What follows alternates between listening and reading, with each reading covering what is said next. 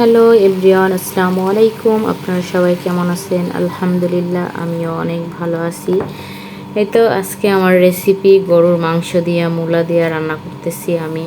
দুপুরের খাবার আমার। তো এই তো আমি মূলা নিয়ে নিছি, আর এখানে গরুর মাংসগুলো ধুয়ে চুলায় বসাই দিছি। এগুলো আমি সিদ্ধ করে নিছি। দেখেন, প্রথম ফার্স্টে সিদ্ধ করে নিছি, আর কত ময়লা মাংস থেকে বের হয়েছে দেখেন। আমরা তো মাংস সেদ্ধ না করে খাই, আসলে এই মাংসের ভিতরে কত ময়লা থাকে। তো যাক, অতিরিক্ত একটা তেল থাকে, তেলটা চলে যায় আর কি, আর কিছু ময়লাও চলে যায়।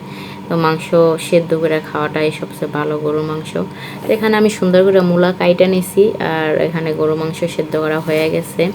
তো মাংসগুলা আমি এখন করে নিতেছি, মানে পানিগুলো ফালাই দিতেছি। দেখেন কত কালা পানি বের হয়েছে, একদম কালো পানি।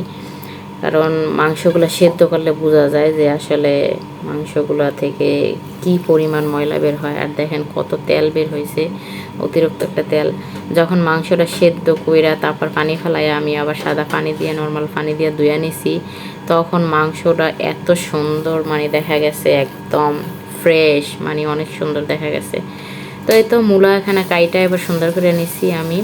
তো এখানে আমি সব ধরনের মশলা দিয়া তারপরই করতেছি, মশলাগুলো ভালো করে সুন্দর করে কষাই নিতেছি।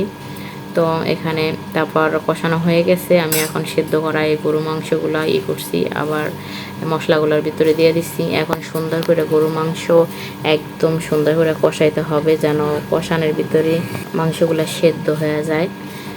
তো এই তো সুন্দর করে আমি নাইড়া দিতেছি। এখানে মশলা, ওরকম মশলার পরিমাণ বেশি দেই নাই, কারণ মশলা বেশি দিলে তরকারি ঘন হয়ে যায়, তাই আর কি।